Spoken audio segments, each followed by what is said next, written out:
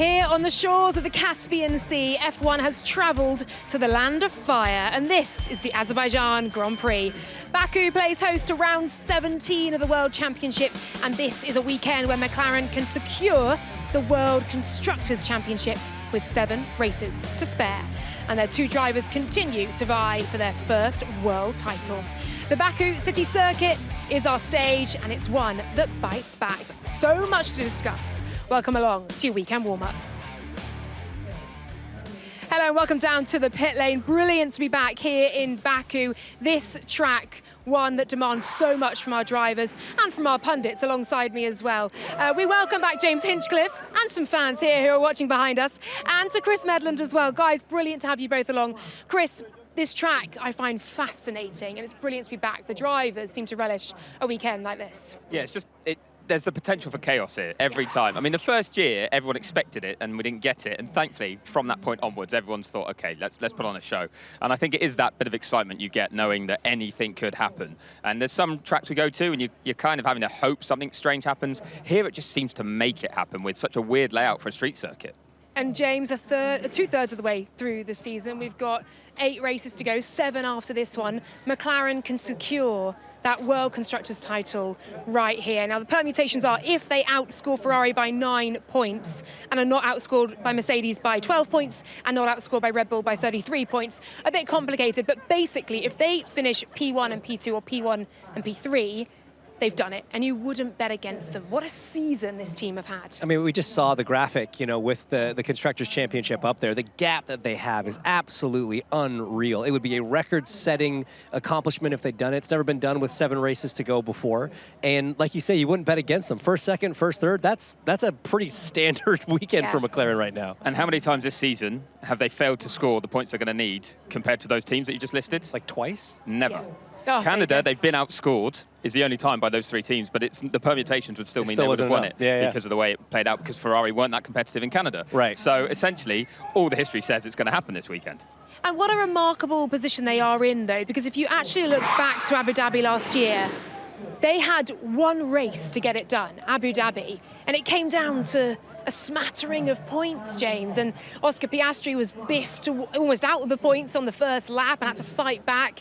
There's such an inevitability. There you go. Third time's a charm, Laura, it's all good. There, we got it. Inevitability about what they've done here.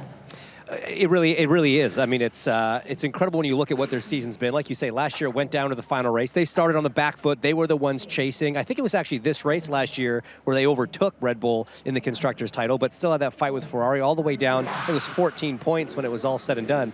Now they've got hundreds of points in the bag compared to the next competitor. So it just really highlights what a remarkable season they've had. Yeah, they could almost beat Red Bull's record total as well from 23. It is astonishing stuff. Let's take a look back, though, at what happened in Monza last time out.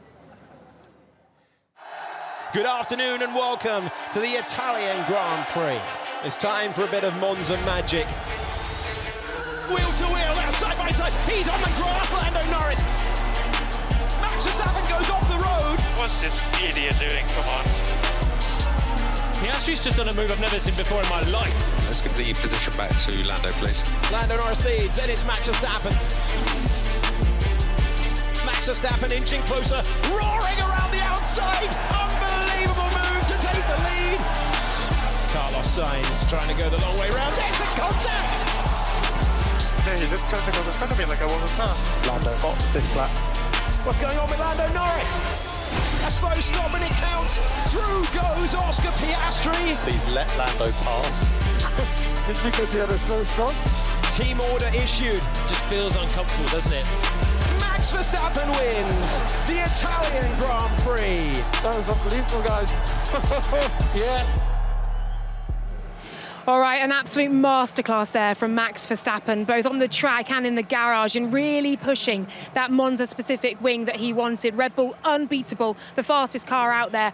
For McLaren, though, and one of the main talking points from what was a relatively sedate race, shall we say, were the team orders that were issued between Oscar Piastri and Lando Norris. Hungary 2024 was back referenced as a means to get Oscar to give back that place after the slow stop for Lando Norris. James, you're a driver. Talk me through the moment for both Lando Norris and for Oscar Piastri. Put yourselves in the minds of those two. How do you respond in those moments? Well, I'm very glad I wasn't working Monza, because I think I've got a different opinion now than I did in the heat of the moment. Okay. Ultimately, I think what the most important part of this whole thing, in my opinion, is that radio call from Lando back to the team saying, hey, let Oscar pit first to make sure he's protected against Leclerc in third. They were giving him priority. He should have been on that first stop, which would have meant that problem in the pit stop would have happened for Oscar anyway. So it was Lando playing the team game that sort of set him up for that mistake in pit lane by the team, so the team felt it right to fix it. You look back to Hungary last year, Lando didn't have to give that position back. The whole argument was, you're going to need each other moving forward. He did the right thing. The same thing applied to Oscar in this case. So I look back on it now, I think they did the right thing. Difficult situation. It's going to be so hard to assess what future situations should be in terms of how they make those decisions, but I think the right thing was done. I wish you had been in Monza and we could have had this debate then, because I was pretty strongly feeling it was the right thing then too. I did not see how you could really have Lando lose a position in that scenario when you could swap the two of them. You were in full control of that situation. But where you're spot on is that they won't always be in full control. Right. That team will not be able to fix it every single time. And there's going to come a point when McLaren have to be okay with that and go, we've ruined it here, we've messed up, but we cannot fix it. When you can, fix it. But when you can't, you're going to get it wrong and you're going to have to hold your hands up. They've opened a bit of a Pandora's box in terms of, well, what happens next? What precedents does this set moving forward? And equally, what happens when we're a few races more down the line? The Drivers' Championship may have tightened up a little bit more or gone out a bit further towards Oscar Piastri's favour. Will Oscar be so willing to give it back? He was asked in the press conference, will he give that back if he was leading the race? And he had quite a funny answer. We'll hear from him now. My biggest takeaway from Monza was that on pace and my own performance that weekend, I didn't deserve to finish higher than third, regardless of what else happened in the race. Obviously the decision that we made as a team is, there's no right answer to that decision. It's if we had have done the opposite thing, then you'd have the opposite half of the fans saying that was wrong, and vice versa. So. Ultimately, there's no kind of correct decision in that. Am I surprised? Not really. Obviously, it's I guess a big moment from the race, and I feel like a lot of fans are quite quick to jump on things that are deemed controversial. So I'm not that surprised, but I do think we have enough freedom to control our own destiny in the championship. If it had been for the win at Monza, would you still have given the place back? But it wasn't, Tom, so I don't know. It wasn't in that scenario. Would it have made it a bit more difficult? Probably yes, but I don't know if the outcome would have been different, but I'm not planning on finding myself in that position. Look, we can hypothesize about this and an imaginary situation in which it was for the win. You've just said to me, yes, he would have given that place back as things stood in Monza. But if that's 5 races down the line and things are tighter in the drivers' standings, would he have? Well, here's the thing. I go back to Hungary 2024. Right. That was for the win, and Lando had to do it. So now they've both been in that position. Oscar hasn't been in that position for a win. But Lando was, and so I feel like you'd still have to do it. Now, 5 races down the road, it starts becoming a very spicy subject. And look, we hope that team orders and swapping drivers back doesn't come into play, but we hope that it's tight enough that it makes a difference. But part of the interesting part is whether there's more teams in the mix, though, because the additional aspect that Oscar's going on about, it wasn't just being asked because of a slow pit stop, it's because of the sequence of pit stops. If you don't have that, and it's for the win, and it's just a slow stop, he did also say today that a slow pit stop is still part of racing, as McLaren see it. So I think in isolation, he wouldn't be asked to give that place back. But if they did the same thing in terms of pit stop timing, they would. So it's very, very complex. There's so many levels to it. And if we get another Max Verstappen strength, Ferrari strong weekend, and you've got someone else in the mix, then that makes it even more tricky. So even though this title fight's between the two of them, don't count out the impact that other teams can have in that. And I know Oscar there, I think, gave a really balanced review of the situation in saying that some fans would have wanted that to be the case and thought that was fair. For some fans, over-engineering from the pit wall may leave a bit of a sour taste. It will rumble on, and actually 12 months ago, I remember speaking to Andrea Stella once again about papaya rules and rules of engagement, and still we're talking about it. It will carry on as there are two drivers in the most dominant car on the grid right now. Their chances this weekend then. Oscar Piastri, almost flawless in that Baku race. It felt a coming-of-age drive for him last time here, didn't it? That overtake on Charles Leclerc was magic. What can he replicate here? Well, I mean, that's just it, right? I mean, to me, this was his first real win in Formula One. The Hungary one was tainted by what happened. This wasn't just a win from pole. He really earned it, because not only did he have to pull off that amazing move, he then had to keep Leclerc behind him for 20-something laps, who was very, very quick, arguably faster, and he drove absolutely flawlessly, so precisely, picture perfect. So for him, it's a bit of a homecoming to the first kind of real Grand Prix victory. I think he's got as good a shot as anyone. Yeah, it was so impressive from Oscar, and it was actually quite a good recovery from Lando this time last year as well. Obviously, qualifying didn't go his way. It wasn't his fault, dealing with a yellow flag, and then having to come through the field in the way he did, cleanly, getting back into some strong point-scoring positions, kind of kept the bit of momentum that he had going at that stage too. But you're right, we'd come here off the back of a Monza, where there'd been a team orders discussion about the two of them fighting on track. This will always be kind of added to by each additional race where we go through one of these scenarios. So I think both drivers will be targeting the win here, but there's still that underlying current about, you know, who's going to get the priority on strategy. It's going to come down so much to how well they qualified Saturday. And in terms of qualifying, one man here has made sure he is best of the rest for the last 4 years. Here is his pole lap from 2024. It's Charles Leclerc. James Hinchcliffe, take it away.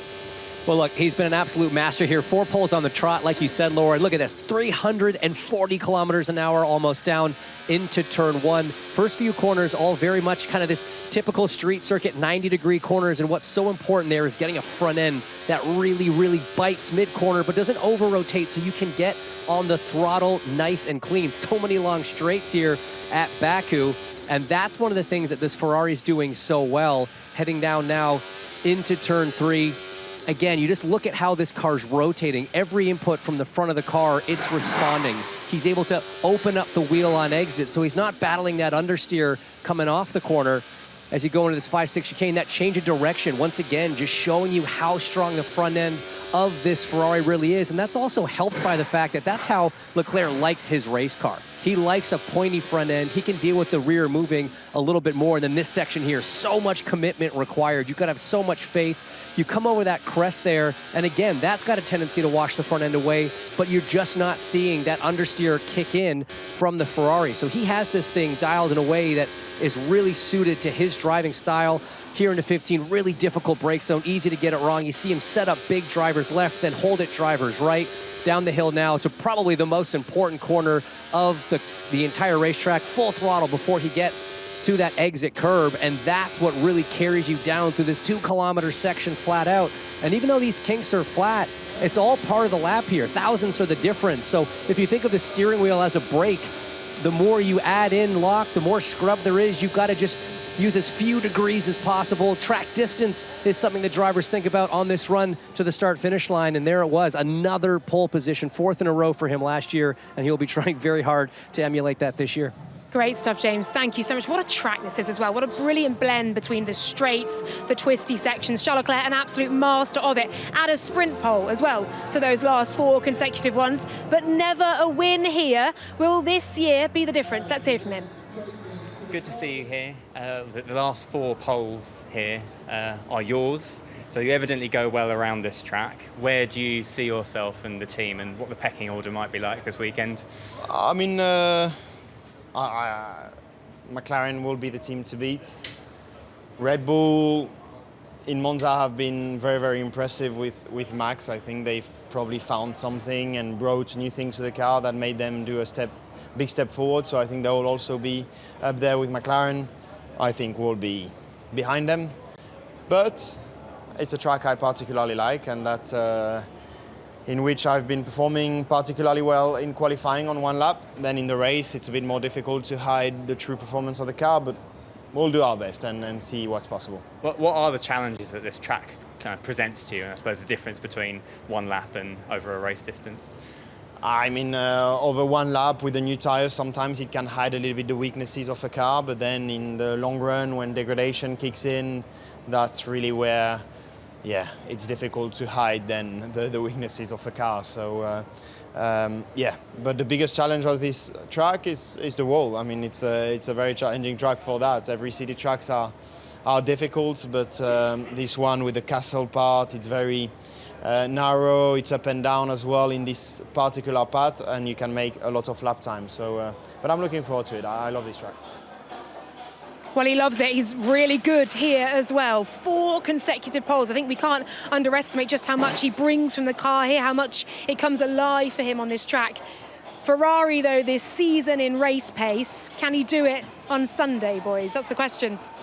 I don't think so. I'm sorry, on Sunday, He was going to be my pick, my outside pick. We've not seen him do it on Sunday yet here. That's not his fault. As we said, he qualifies so well in that car, and he still performs well in it. He was in the mix, was it 22, when the engine let go for him here. He was in the fight at the front then. He's had a number of podiums. He was quick as well, top 6 in his rookie season in Sauber here.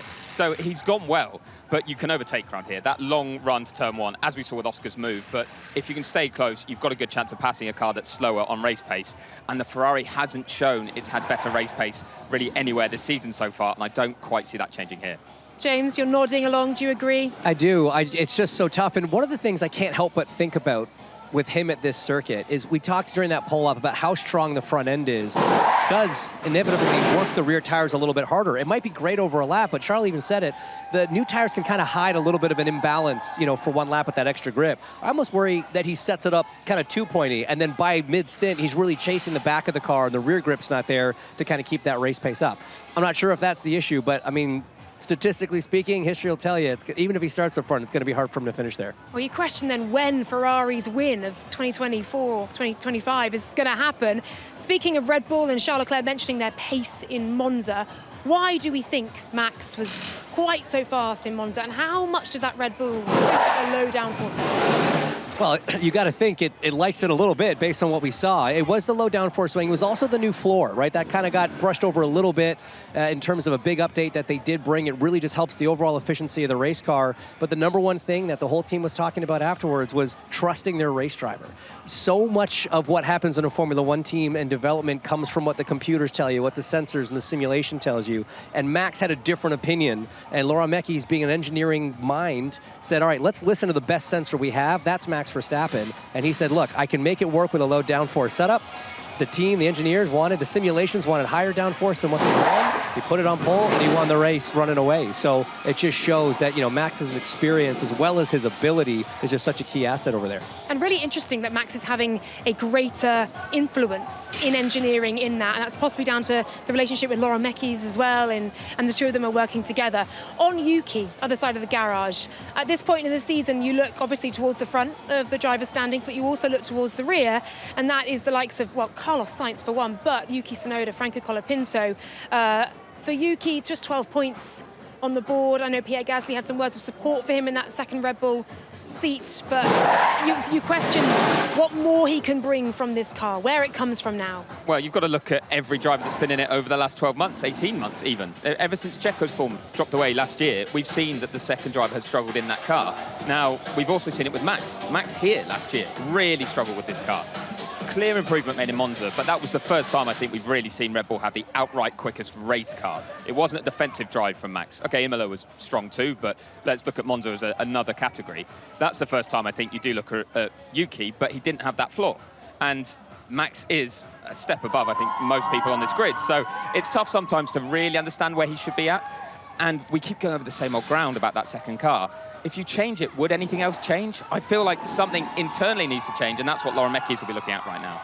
Isaac Hadjar being heavily linked to that 26 seat, but you feel that will be a different car in a different era entirely, with a whole new team with, you know, Laura Mecki is at the helm there, potentially. All right, we're going to move then to another driver who's potentially under a little bit of pressure, or perhaps needs a bit more reassurance. That wasn't entirely forthcoming from Toto Wolff at Monza at the Italian Grand Prix. His performance defined as underwhelming by the boss. Let's hear from Kimi Antonelli. Well, for sure, you know, many teams they're bringing quite a lot of upgrades, which you know, makes our life a bit harder, because we're not bringing so much into the car, because we're also focusing on next year. So that makes us to how can I say, to be even more precise and even more perfect in some way. As a driver, you just need to maximize everything because the gap is so close now that every mistake you do, it punish you, and in quite a big way. So on my side as well, I need to try to do everything right in order to maximize the result. And about this weekend, I mean, it's tough to say because last year. Actually, in the race, the pace, I looked back at the plot, and the pace was actually pretty okay. Hopefully this weekend will be fast. But this year, in those tracks where we were meant to be fast, we were not so fast. And in those tracks where they struggled a bit more the previous year, we were fast this year. So it's gonna be, we will see in the moment. Well, Kimi Antonelli there, and you feel that contract news from Mercedes couldn't come soon enough for him for a little bit of reassurance. Is that what it will take, James? What else is at play for a rookie driver driving for one of the big four? That's a complicated question. I think a contract. No, I think a contract extension would not hurt. I don't know if that's really what's sitting at the back of Kimi's mind. I think Kimi's living a lot more in the moment, trying to focus on what's happening each and every weekend. But there's definitely that tone shift now from management, which is a big deal. Yeah, I mean, we saw 12 months ago in Monza when Kimi had his crash, Toto was kind of mothering him a little bit with that one where, a few good corners, how great were they until he put it in the wall. On the flip side, it's been George who's been bringing the form through this year, and he still doesn't have a contract either, which I think means that Kimi can rest easy, that it's not just him waiting at this point. George's not here today, actually, not feeling very well, so we'll see how he goes over the weekend, but he must have some doubts too, that they're still waiting for that final confirmation. Both drivers, it must be a little bit unsettling, I think, for them. Yeah, I think so. You feel, though, that certainly in George's side of the garage, that contract is a matter of details now rather than a what-if, as it seemed a few races ago earlier on in the season. Best wishes to George. Not well today. Hopefully he'll be back in the car, of course, tomorrow. He's just resting up, ready for some track action this weekend. What can Mercedes do then this weekend, do we feel? Where are they at? Because they're hard to predict unless it's cold and wet, but even now, when it's cold and wet, they're not exactly pulling out those kind of Canada, Silverstone of old performances. Long straights, some slow corners, that's Canada-esque. So maybe this is a race that can kind of go their way, but again, it's so tough to tell with them. And I feel like we've been saying that for a few years now with Mercedes. It's a lot more difficult, short of anything cold, to really predict which racetracks are going to benefit them. And even they sometimes are baffled by either great performance or poor performance on any given weekend. I think they've improved generally with the car being a bit more of an all-rounder. There was obviously a spell with the new floor that it didn't, or the suspension that didn't really go so well in the middle of this year. But here was, a bumpy circuit, wasn't normally a good one for them. I'm not too sure that they can really look at anything other than maybe fighting with one of Ferrari or Red Bull. But if Red Bull show some of the form that they had, certainly with Max at Monza, then I think that might be out of reach for Mercedes as well. George Russell having such a consistent season, put him in a McLaren, who knows? And such a tough barometer as well to measure against for Kimi Antonelli. Well, just one place ahead of Kimi Antonelli in the driver's standings, it's Alex Albon. Let's hear from him. Alex, good to see you. Thank you. Another strong performance last time out, obviously, and that's 2 strong points finishes on the bounce. Does all of that kind of give you hope that it could be 3 on the trot here in Baku? I think it has the recipe to be a good weekend for us. I think it's a track that suits us. Low downforce again. It should be okay. I think the main thing for us is qualifying. Can we get the tyres to work? We struggled the last few races to get them to work, but if we can do that, we should have a good race. Mm-hmm. And a stat that's obviously been doing the rounds the last couple of weeks, 86 points for Williams so far this season, sure, yeah. So more than the last 7 seasons combined. What does that say in terms of the journey that the team is on, and what's maybe the key improvement you've seen in your time with the team? Well, firstly, I would say there's so much talk about next year's car that I think we kind of surprised ourselves with the step that we made this year, but it shows that the car went in the right direction. We've had really strong races. Our race pace this year has been what's set us apart from the midfield, and I'm loving it. Yeah, I think obviously with James and everyone at the board, the work that's been done, it's been every year making progress. Last year was maybe the one year where we didn't make progress in terms of results, but we did in terms of the foundation of the team, and then this year we've really kind of shown that and done maybe the biggest step of all of them, and really proud. Really proud, the words there of Alex Albon, P7 in the Drivers' Championship. And look, could this be a good weekend for Williams, one in which they can really look to cement that P5? Oh, what a step that is from where they are now. We've just hot-footed it down the whole pit lane to get to where their garage currently sits. It'll be a bit closer to Mercedes next time. You really do forget, don't you, where they've come from, even last year, because the trajectory's been positive for so long. But yes, this could be a good weekend for them. I still think they might struggle. They've been talking about tyre prep, trying to get the tyres in the right window for qualifying. Very hard round here without any high-speed corners to really get the energy in the tyre. Could be tricky in qualifying, but you can overtake in the race, and that's their strength, is their race pace. So I think this could be a good score. I'm still a bit nervy in terms of saying that was cement P5. I think we've seen some wild weekends at the end of seasons before. Think of Alpine's double podium in Brazil last year. So I don't think any team can sit comfortable at this stage of the season yet. All right, for Carlos Sainz then, and you did sit down with him earlier on today. We're going to have that full interview for you through the race weekend. But I think it's 11 incidents in 19 races, including sprints. I always thought that Carlos Sainz was one of the cleanest racers on the grid at the front of the field. Do you remember Monza last year, toe-to-toe with Charles Leclerc, turn after turn, for a podium in Monza for Ferrari? They didn't touch. And we're seeing him just getting stuck and messed up in these moments with drivers. Where's it coming from for Carlos, and how can he look to step on? Well, okay, it's an interesting situation because everybody said we're going to give him a couple races, 5, 6, 7 races to get up to speed with this Williams car. But then you look at the first half of the year, that's where the few points that he's scored so far have come. And then really since Canada, it's been scoreless. And now, 9 months into his tenure here at Williams, you would expect to have more points on the board. But if you look at pure pace, and this is what he was saying when we chatted earlier, he's usually right with Albon in qualifying. They're tied 8-8 right now in qualifying. And in the races where it has gone south, he's right with them or maybe even just ahead of them before one of those incidents, a strategy call that goes wrong or something beyond his control. So he's surprisingly calm about the whole situation. And he's like, we have the pace. That's the hard part. We just have to keep doing what we're doing, and these finishes will eventually start coming our way. So it's an interesting situation right now, Williams. Yeah, the stat still holds that he's been involved in that many incidents, but at the same time, he did get those penalty points revoked for the incident at Zandvoort with Liam Lawson. Williams succeeding with a right of review there, using some different camera angles to say this is new evidence, and you didn't see this at the time to the stewards. Apparently the stewards are very receptive, even on Sunday night in Zandvoort, to Carlos saying, hey, here's my point of view, I think you've got this wrong. And it was deemed a racing incident. So at least that's come off his licence. But at the same time, a week later, he's in another incident with Ollie Behrman, where Behrman gets a penalty, but at the same time, people are saying, actually, could Carlos have left him some more room in that scenario?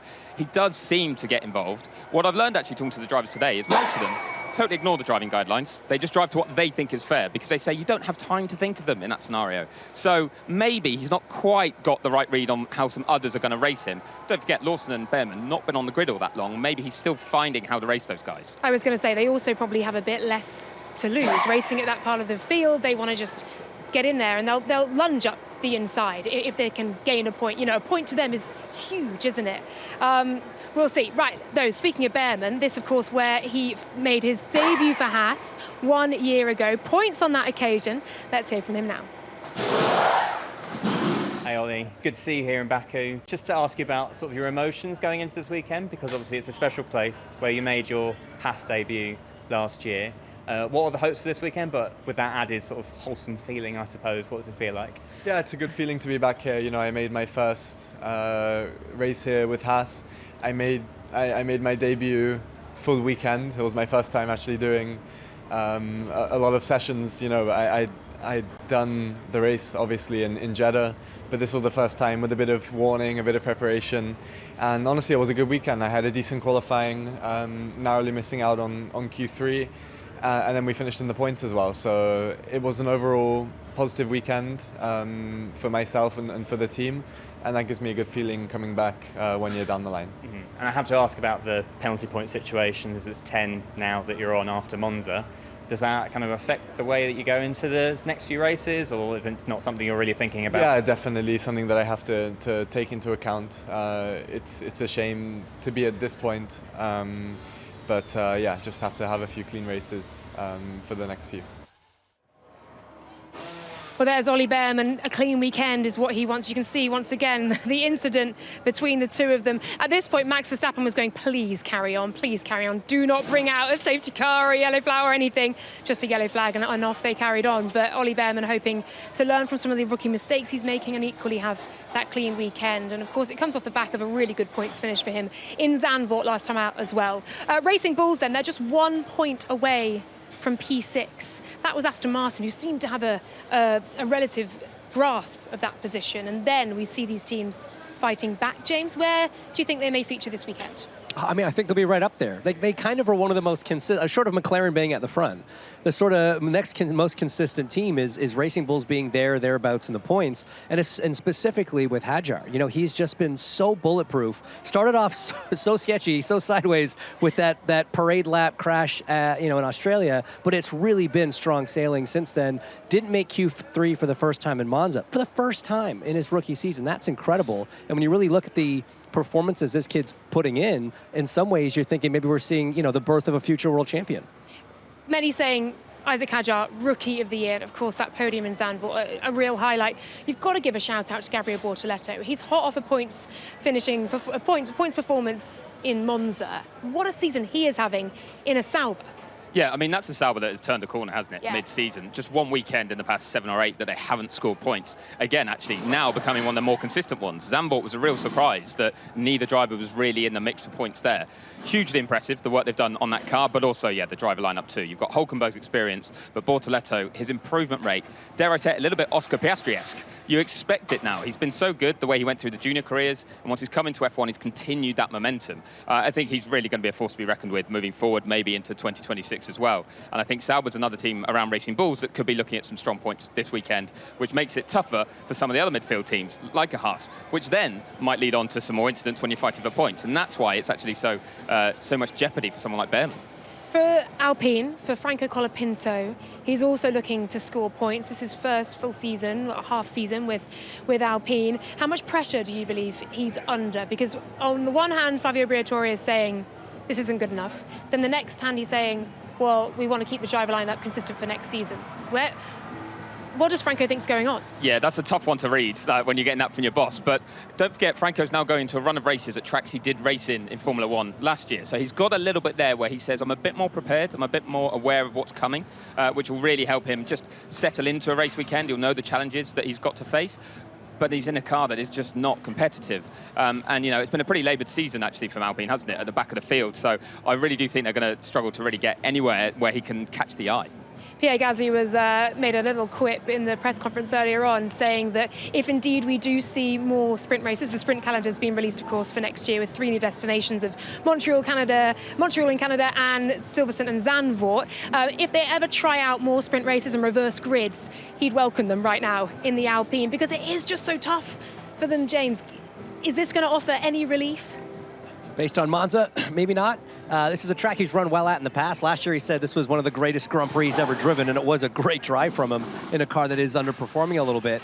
But it's so fascinating because he's doing a great job on Saturdays. Again, I think those new tires are able to hide a little bit of the deficiencies in that Alpine, but come over a race distance, it's just so hard. And as you said, this is a track you can pass on if you don't have the race pace. It's so hard to maintain that position. So I think this is potentially going to be another really tough weekend for that team. And quickly on Aston Martin as well, of course, we saw them go so well at a low downforce track, a high downforce track, then obviously a really one that depends entirely on performance. The Spa, for example, struggles. This is kind of a combination of the two, the long straight but the twisty bits. Yeah, where do they sit? No surprise we talked about the consistent teams in the midfield. Aston Martin are not one of them. I mean, things looked okay in Monza before Fernando Alonso's retirement there. So they've been able to chip away and pick up points and stay in that fight, but it doesn't look like there's that raw performance that if everyone got it together or one of the other midfield teams had a clean weekend, that Aston could beat those. So they just have to keep doing the best job with machinery that doesn't look like it's quite there. Improved slightly, but not quite there. I think they will struggle here too. I think very track-specific, their performance, isn't it? And that may not cement that P6 that they will want. Okay, let's take a look at the schedule then. Here at the Azerbaijan Grand Prix, weekend warm-up, Thursday, media day, done and dusted for you. We head now into FP1 tomorrow, and that is 12:15. And FP2, we've got 3:45. moving on to Saturday, FP3 again at 12:15. Your pre-qualifying show coming at 3:30. 4 p.m. for qualifying start. Your post-qualifying show is straight afterwards, and the pre-race show at 2 p.m. Race start, of course, 3 p.m. Your post-race show straight after, with all of the analysis. Alrighty then, guys. Look at that, Baku from the sky. What a backdrop. Your final thoughts, please. Well, look, I think the highlight of the weekend, the kind of theme of the weekend is going to be celebration, because I do think McLaren is going to secure that Constructors' Championship for the second consecutive year, so that's something to celebrate. And also, you've got something to celebrate, don't you, Laura? You made a little announcement on social media earlier this week. Congratulations. Thank you very much, yes. Celebratory weekend all around. Yeah, we are expecting our first baby, so thank you so much. I haven't just had a big summer. No, thank you, yeah. Celebratory weekend all round. Yes. I'm blushing now. Yeah, Hinch has nicked all the good stuff there as well, so I don't even have a pun lined up to follow You it had with, some puns lined up, didn't you, There might have been a boys? couple dropped in there. I don't know if you even picked up on them, but other Go back people and can watch, watch it back. rewatch Weekend Warm-Up. There's a few Easter eggs in there. Yeah. We're not going to repeat way. them. Look, I thought, Max Verstappen, Jolyon Palmer, Alex Jakes, anything they can do, that's the club I want to be part of, right? There you go. So here I am.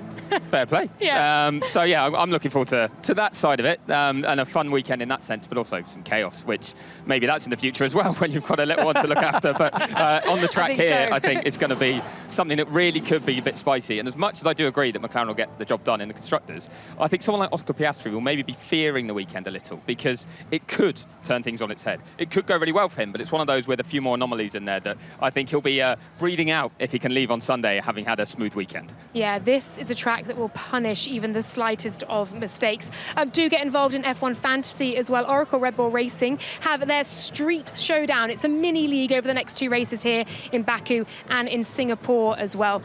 Final predictions then, please, for your podiums and winners. I was about to say, I'm so glad that there's a new mini league to get stuck into, so I can finally catch you up at F1 Fantasy, because you're just keeping myself and Barretto at bay. Here we are, yeah. Hinch, where's your team? No, I retired at the end of last year. Unbelievable. Yeah, retired from P last. Wasn't even going to embarrass myself again. Predictions-wise, I'm going to go with Lando Norris getting a win here. And then I'll go with the McLaren one Never too. been on the podium here. No, He's going but straight to the top step. His form actually in the race last year impressed me, so I'm going to go with Norris getting it done ahead of Piastri. And then let's have Leclerc on the podium, having qualified really well. Unreal recovery drive from Lando here last year, wasn't it? P15 to P4, of course, after that crash between Sainz and Perez. James? Look, I wanted to say Verstappen because of what we saw in Monza, and again, long straightaways, slow corners, but this has not been statistically one of his best tracks either. So I think I'm still going to have to go McLaren. I'll go Oscar after that drive last year. I think that's a big deal, and maybe a little extra motivation after last race. And I think it's going to be over Lando. And I like Leclerc for P3. Okay, so you've swapped the two drivers. Hard-hitting stuff, right? Yeah. I mean, it's hard to predict otherwise, isn't it? I'm going to say it's an Oscar Piastri win here off the back of that performance last year. I think then Lando Norris and then Charles Leclerc or Max Verstappen. I think that's your top 4 here, isn't it? We'll see, though. Can't wait for all of our predictions to be we'll up all in be the wrong air. in just 2 days' time. They're not entirely bold, though, are they? So something crazy will have happened if one of us isn't at least a bit right. That's it from your weekend warm-up here in Baku. Thanks so much for watching. Thank you for joining us, and we will see you tomorrow for FP1. Bye for now. The Baku City Circuit is a venue which mixes old and new, flat out and technical, like nowhere else on the calendar. And Formula One goes racing on the streets! Hamilton's got a huge lock-up and he's off! Lando Norris powering through! One of the great moves.